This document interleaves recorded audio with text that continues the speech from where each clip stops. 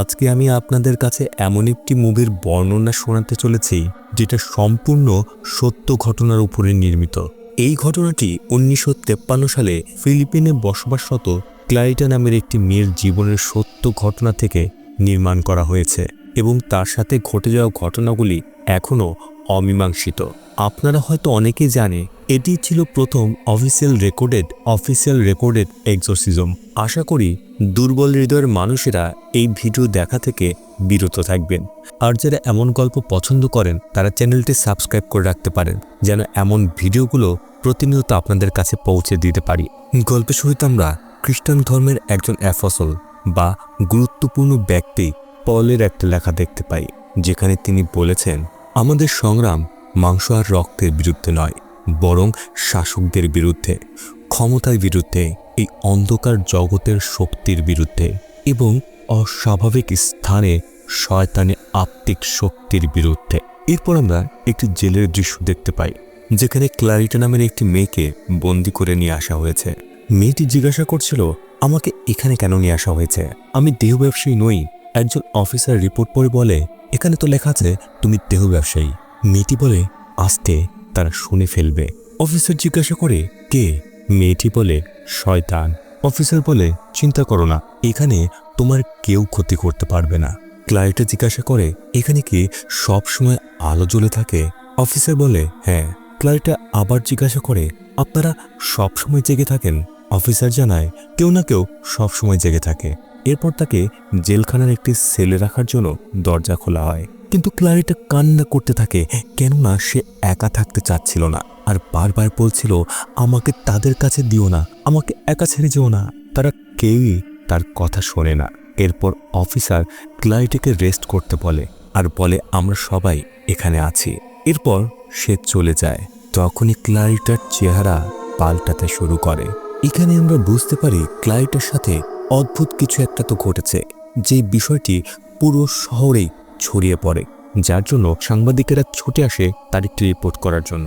পরের দৃশ্যে আমরা মেয়র ল্যাকসন এবং মনোবিজ্ঞানী টেরেসাকে দেখি।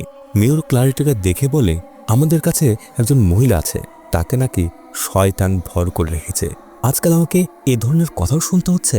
তখন টেরেসা বলে, সে অনেক দিন ধরে এই বিষয়গুলো নিয়ে কাজ করছে।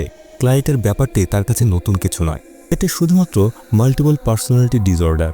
মেয়র সাংবাদিকদেরও এ কথা জানায় আর তাদের কাছে রিকোয়েস্ট করে এই বিষয়গুলো নিয়ে তারা যেন বড় ধরনের কোনো নিউজ না করে, কেননা ক্লারিটা শুধুমাত্র মানসিকভাবে অসুস্থ আর তার এখন চিকিৎসার প্রয়োজন।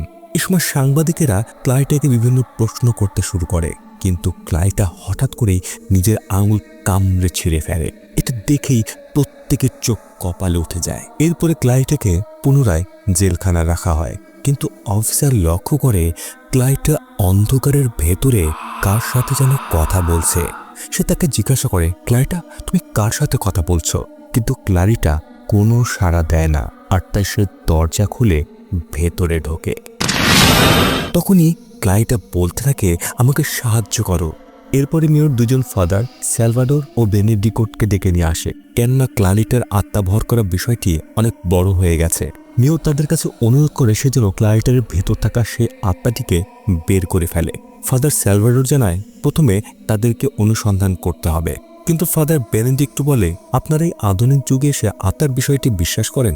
বেনেডিক্টো মনে করে ক্লারিটা শুধুমাত্র মানসিকভাবে অসুস্থ, এছাড়া কিছু নয়। মেয়র বিষয়টি মোটেও পছন্দ করে না আর তাদেরকে অনুরোধ করে এই জেলখানার বিষয়গুলো যেন বাইরে না যায়।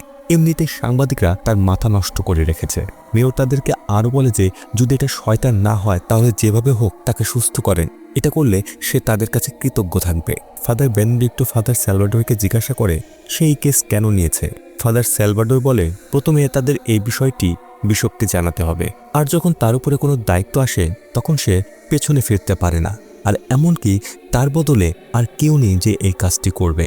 এখানে স্যালভাডোর বেনেডিক্টোরের বিশ্বাসের উপরে প্রশ্ন তোলে আর তাকে জিজ্ঞাসা করে, যদি সে এটা মনে করে যে এতে কোনো আত্মার হাত নেই, শুধুই এটা মানুষের সংসার, তাহলে সে কেন এই কেসটি ছেড়ে দিচ্ছে না? পরের দিন একজন মহিলা সাংবাদিক এমিলি এসে ফাদারের কাছে অনুমতি চায় ক্লারিটার এই পুরো ঘটনাটি কভার করার জন্য, কারণ অফিসে একমাত্র মেয়ে সাংবাদিক হওয়ার কারণে প্রত্যেকেই তাকে নিয়ে উপহাস করে। এমনকি এই কাজের বিভিন্ন সময় যদি কোনো প্রয়োজন হয় তাহলে সে ফাদারকে সাহায্য করবে। এ সকল কথা শুনে ফাদার তাকে অনুমতি দিয়ে দেয়। এরপর আমরা এমিলিকে দেখি গোপনে মর্গে ঢুকে কিছু লাশের ছবি তুলছিল। দায়িত্বপ্রাপ্ত লোকটি তাকে তাড়াতাড়ি কাজ শেষ করতে বলে, কিন্তু এমিলিয়া তাকে কিছু টাকা দেয় আর জিজ্ঞাসা করে, আমাকে সম্পূর্ণ ঘটনা বলুন যে এগুলো ঘটল কিভাবে।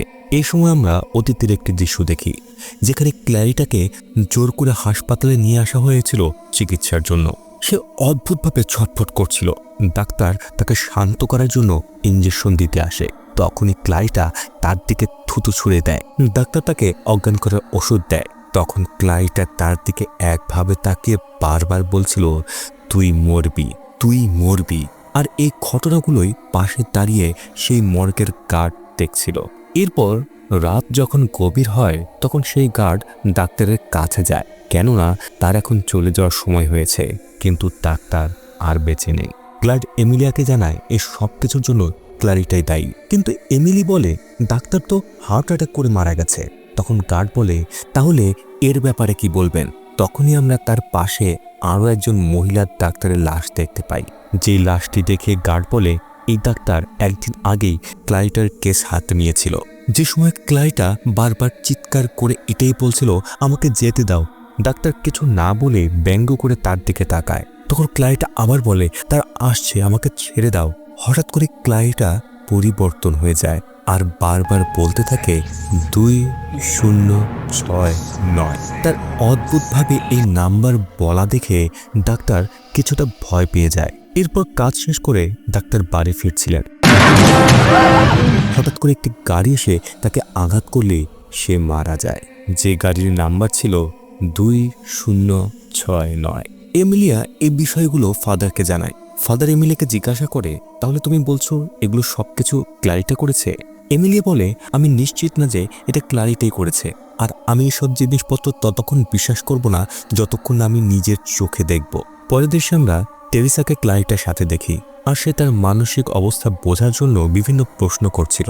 টেরিসা ক্লারিটাকে কিছু ছবি দেখে জিজ্ঞাসা করে, আমাকে বলো ক্লারিটা, তুমি এখানে কি দেখছো? ক্লারিটা কিচ্ছু বলে না আর অদ্ভুতভাবে তার পাশে তাকায়। টেরিসাও পাশে তাকায়, কিন্তু তেমন কিছুই দেখতে পায় না। তখনই এমিলিয়া সেখানে আসে আর সে ক্লারিটার একটি ইন্টারভিউ নিতে চায়, কিন্তু টেরিসা তাকে সেখান থেকে বাইরে বের করে দেয়। এরপর টেরিসা বাইরে এসে এমিলিয়াকে ক্লারিটার থেকে দূরে থাকতে বলে, কেননা এমিলিয়ার কারণে ক্লারিটার অবস্থা আরও খারাপ হতে পারে। কারণ ক্লারিটা তার অতীত ভুলতে চায়, কিন্তু এমিলিয়ার কারণে সেটা হতে পারছে না। এমিলিয়া টেরিসাকে বলে, সে তো ক্লারিটাকে নিয়ে শুধুমাত্র স্টাডি করছে, তার উন্নতি করার মতো তেমন কিছুই করছে না। তখন টেরিসা বলে, হ্যাঁ ঠিক বলেছ, এই কেসটা আমার কাছে একটু নতুন, তাই আমি তাকে নিয়ে একটু স্টাডি করছি।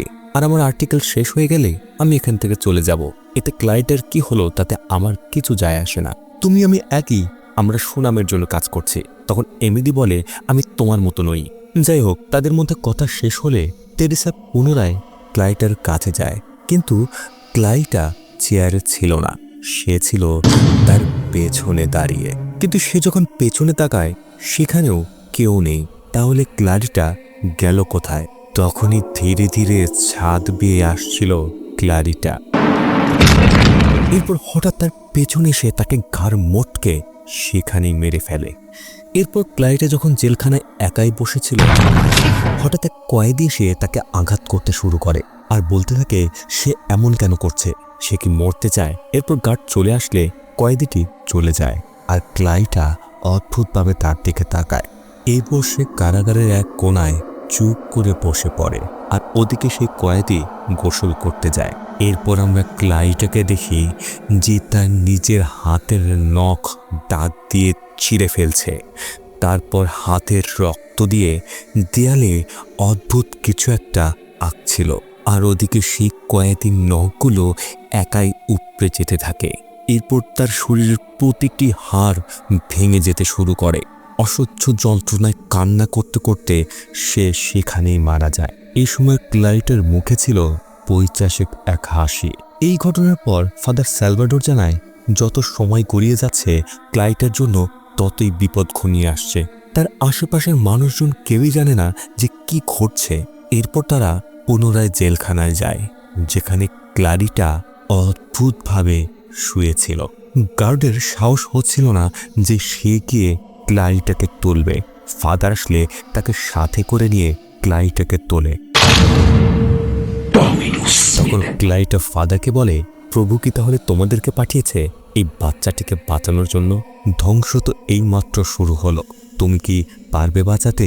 তখন ফাদার তাকে বলে, চুপ কর শয়তান, সৃষ্টিকর্তার শক্তির কাছে তুই কিছুই না। তখন শয়তান বলে, আমি তো কেবলমাত্র শুরু করেছি, আর প্রশ্ন হলো তুমি কি পারবে এগুলো হ্যান্ডেল করতে? এরপর ফাদার ক্লারিটার সাথে ঘটে যাওয়া সেই কথাগুলো রেকর্ডের মাধ্যমে বিশপকে শোনায়। বিশপ জিজ্ঞাসা করে ক্লারিটার কারণে কি কারোর মৃত্যু হয়েছে। এই সময় দুই ফাদারের মধ্যে কথা কাটাকাটি শুরু হয়ে যায়, কেননা স্যালভাডর তো মানত যে ক্লারিটার ভেতরে রয়েছে এক শয়তানি আত্মা, কিন্তু বেনেডিক্টো মনে করে ক্লারিটা শুধুমাত্র মানসিক রোগী। একথা শুনে ফাদার স্যালভাডর রেগে যায় আর তাকে বলে, আমার অনেক বয়স হয়েছে, আমি জীবনে অনেক কিছু দেখেছি, আর আমার এতটুকু জ্ঞান আছে যে কোনটা মানসিক রোগ আর কোনটা শয়তানি আত্মার কাজ। যাবার সময় বিশপ ফাদার বেনেডিক্টোকে এটা বলে যে মনে রাখবে শয়তান ভর করা এক ধরনের অসুখের মতো, এটা অনেকটা ছোঁয়াচে রোগের মতো, আর সেটা একজনের শরীর থেকে অন্যজনের শরীরে চলে আসতে পারে। আর তাই সে বেনেডিক্টোকে ফাদার স্যালভাডরকে দেখে রাখার পরামর্শ দেয়। এরপর বিশপের অনুমতিতে তারা এক্সোরসিজম শুরু করে, যার ফলে ক্লারিটাকে শক্ত করে বেঁধে ফেলা হয়। আর ক্লারিটা ফাদারের দিকে তাকিয়ে শুধুই হাসে। আর এক্সোরসিজম শুরু হতেই এক ঝটকায় সে হাতের দড়ি ছিঁড়ে ফেলে। গার্ড দ্রুত এসে তার হাত চেপে ধরে, কিন্তু ক্লারিটা অদৃশ্য শক্তির মাধ্যমে চেয়ার দিয়ে গার্ডকে আঘাত করে। তবুও গার্ড উঠে এসে তার হাত চেপে ধরে। এই সময় সে ফাদারকে বলতে থাকে, প্রভুর সৃষ্টি করা সবচেয়ে নিকৃষ্ট সৃষ্টি হলো মানুষ। শয়তান ও তার অনুগামীদের কাছে তুমি ও তোমার প্রভু কিছুই না। এত কিছুর মধ্যেও ফাদার তার প্রার্থনা থামায় না, আর প্রতিনিয়ত পবিত্র পানি তার উপর ছেটাতে থাকে। ক্রমে ক্লারিটা স্বাভাবিক হয়ে আসে, আর সে কান্না করতে করতে ফাদারকে জানায় যে সে খুব কষ্টে আছে, আর এত কষ্ট সে মোটেও সহ্য করতে পারছে না। কিন্তু হঠাৎ সে ভয়ঙ্করভাবে হাসতে শুরু করে, আর বেনেডিক্টোর দিকে তাকিয়ে বলে তার তো শয়তানের উপর বিশ্বাস নেই, তা সত্ত্বেও সে এখানে কি করছে। এরপর ক্লারিটা হাওয়ায় ভাসতে শুরু করে। তারপর বেনেডিক্টোকে ধরে তার বড় জিভা বের করে তাকে চেটে দেয়। কিছুক্ষণের মধ্যেই বেনেডিক্টো জ্ঞান হারায়। সকলে পুনরায় ক্লারিটাকে চেপে ধরে, প্রত্যেকের চোখে মুখে এক ভয়ের ছাপ। তখনই আমরা ক্লারিটার পেছনে এক বিশাল ছায়া দেখতে পাই, যেটা বেরিয়ে এসে পুনরায় ক্লারিটার শরীরে প্রবেশ করে। আর তখনই ক্লারিটা জ্ঞান হারিয়ে ফেলে। আজকের মতো এক্সোরসিজম এখানেই থামিয়ে দেওয়া হয়। এরপরে ফাদার বেনেডিক্টো তাদের এক্সোরসিজমের রেকর্ডিংগুলো শুনতে শুরু করে। তখনই তার ছোটবেলার একটি স্মৃতি মনে পড়ে, যেখানে তার মাকে বেঁধে রাখা হয়েছিল, অর্থাৎ তাকেও কোনো শয়তানি আত্মা ভর করেছিল। আর সে ছোট্ট বেনেডিক্টোকে বারবার বলছিল তাকে মুক্ত করে দেওয়ার জন্য, কেননা সে অনেক কষ্ট পাচ্ছে। এরপরে ফাদার স্যালভাডর যখন তার কাছে আসে, তখন সে স্যালভাডরকে জানায় যে অন্ধবিশ্বাসের জন্য তার মা মারা গেছে। সঠিক সময় যদি সে চিকিৎসা পেত তাহলে সে আরও বাঁচতে পারত। স্যালভাডর তাকে জিজ্ঞাসা করে, তুমি সেমিনারি কেন গিয়েছিলে? সেমিনারি হলো তেমনই একটি স্কুল যেখানে মানুষ প্রিস্ট হতে যায়। তখন বেনেডিক্টো জানায় সে সৃষ্টিকর্তাকে বিশ্বাস করে, কিন্তু শয়তানকে না। পরের দিন ক্লারিটাকে পুনরায় জিজ্ঞাসাবাদ করতে থাকে। জিজ্ঞাসাবাদের এক পর্যায়ে ক্লারিটা যখন পেছনে তাকায়, তখন দেখে, এটা দেখে ক্লারিটা ভয় পেয়ে যায়, কিন্তু কিছুক্ষণের মধ্যে তার কাছে সবকিছু স্বাভাবিক মনে হয়। এরপর ফাদার একাই বসে প্রার্থনা করছিল। তখনই পেছনে এসে কিছু একটা অনুভব করে। বিষয়টা কি বোঝার জন্য সে উঠে দাঁড়ায়। একটু খোঁজাখুঁজি করতেই সে পাশে এক বিশাল আকৃতির ছায়া দেখতে পায়। তখনই আলো নিভে যায়। এরপর আমরা এমিলিয়াকে দেখি, যে তার বোনকে দেখতে এসেছে, আর তার বোনকে দেখে মনে হচ্ছিল তার সাথে ভয়ঙ্কর কিছু একটা ঘটার ফলে সে এখন এমন অবস্থা হয়ে চিকিৎসা নিচ্ছে। এর কিছুক্ষণ পরে এমিলিয়া তার মৃত ব্যক্তিদের তোলা ছবিগুলো ডেভেলপ করছিল। তখন সে তার ঘরে একজনকে দেখে যে উল্টো দিকে স্থির দাঁড়িয়ে আছে। লোকটিকে হঠাৎ ঘুরে তাকাতে এক বীভৎস চেহারা এমিলিয়া দেখতে পায়। তখনই সে লক্ষ্য করে সে ঘন অন্ধকার বনের ভেতরে চলে এসেছে। এ সময় এমিলিয়া পালাচ্ছিল আর তার পেছনে দুজন মানুষ। হঠাৎ করে এমিলিয়ার বোন তার সামনে আসে আর বলতে থাকে, সবকিছুই তোমার কারণে হয়েছে, এখানে আজ তোমার থাকার কথা ছিল, আমার নয়। এটা বলেই সে ভয়ঙ্করভাবে চিৎকার করতে থাকে। তখনই এমিলিয়ার ঘুম ভেঙে যায়। আসলে এই আত্মাটি ছিল তার বোনের আত্মা। কিন্তু এই দুঃস্বপ্নই বা এমিলিয়া কেন দেখল, আর তার বোনের সাথেই বা কি হয়েছে? এই ঘটনার পরে এমিলিয়া ফাদারদের সাথে দেখা করে আর বলে সে ক্লারিটার গ্রামে গিয়ে তার অতীত সম্পর্কে জানার চেষ্টা করবে। এ কথা শুনে ফাদার বেন্টিক্টো তার সাথে যায়। খোঁজ খবর নিতে নিতে তারা ক্লারিটার ছোটবেলার বাড়িটি খুঁজে পায়, যে স্থানটিতে তারা বিভিন্ন জাদুমন্ত্রের আলামত পায়। এমিলিয়া সেগুলোর ছবি তোলে। এখানে হঠাৎ বেন্টিক্টো তার মায়ের কণ্ঠ শুনতে পায়। তখনই তারা লক্ষ্য করে মেঝেতে ছড়িয়ে আছে অনেকগুলো সাপ। তারা দ্রুত সেখান থেকে বেরিয়ে পড়ে। এদিকে ফাদার গির্জায় প্রার্থনা করছিল। তখনই সে তার হাতে থাকা গ্লাসটিতে পুনরায় সেই শয়তানের ছায়া দেখতে পায়। এতে তার শরীরের প্রতিটি লোম যেন দাঁড়িয়ে যায়। এদিকে এমিলিয়া খোঁজখবর নিয়ে ফাদারের কাছে ফিরে এসেছে। এবার তারা ফাদারকে দেখে একটু অন্যরকম মনে হয়, তাই এমিলিয়া তাকে জিজ্ঞাসা করে যে ফাদার ঠিক আছে কিনা। আর ইতিমধ্যে সে ঘাড়ে বেশ ব্যথা অনুভব করে। ফাদার বলে সে ঠিক আছে। এই সময় এমিলিয়া ও বেন্টিক্টো ফাদারকে জানায় যে তারা গ্রামে গিয়ে জানতে পেরেছে ক্লারিটার মা দেখতে পেত আত্মা, আর তিনি আত্মা দ্বারা অনেককেই সুস্থ করে দিতেন। কিন্তু যখন তার মা ক্লারিটাকে নিয়ে অন্য গ্রামে থাকার জন্য যায়, তখন থেকে সেই গ্রামের লোকদের সাথে বাজে কিছু ঘটতে শুরু করে। আসলে এই শহরে ডাইনি প্রথা খুবই প্রচলিত ছিল, আর গ্রামের লোকেরা তাদের উপরে পাথর ছুটতে থাকে। আর উপায় না পেয়ে তারা ম্যানিলা নামের গ্রামে এসে বসবাস করতে শুরু করে, যেখানে ক্লারিটা প্রতিদিনই তার বাবাকে খুঁজতে বেরিয়ে পড়ত। প্রায় ভোরবেলায় বেরিয়ে যায় আর একদম রাতে ফিরে আসত। আর সে ভেবেছিল তাকে যে শয়তানি আত্মা ফলো করত সে হয়তো আর তার সাথে নেই, কিন্তু সে জানত না সে শয়তানি আত্মাটি তাকে এখনো ফলো করছিল। সে অন্ধকার ঘরে কিছু একটা অনুভব করে আর তার সে ঘরের ভেতরেই খোঁজার চেষ্টা করছিল। হঠাৎ বিছানার নিচ থেকে কিছু একটা তার পা টেনে ধরে, কিন্তু সে তেমন কিছুই দেখতে পায় না। আর তাই সে বিছানার নিচে দেখে এখানেও কিছুই নেই। এদিকে ক্লারিটার মা লক্ষ্য করে ক্লারিটা ছুটে পালাচ্ছে আর বলছে আমাকে একা ছেড়ে দাও। এখন আমরা বর্তমান সময়ে দেখি, যেখানে ফাদার ও এমিলিয়া পুনরায় ক্লারিটার সাথে দেখা করতে এসেছে। এ সময় ক্লারিটা জানায় যখনই তারপর এক্সোরসিজম করা হয় এবং প্রত্যেকেই চলে যায়, তখন সে শয়তান তাকে মোলেস্ট করে, অর্থাৎ তাকে শারীরিকভাবে নির্যাতন করে। এমিলিয়া বলে সে তাকে কখনোই ছেড়ে যাবে না আর সর্বদা ক্লারিটাকে সাহায্য করবে।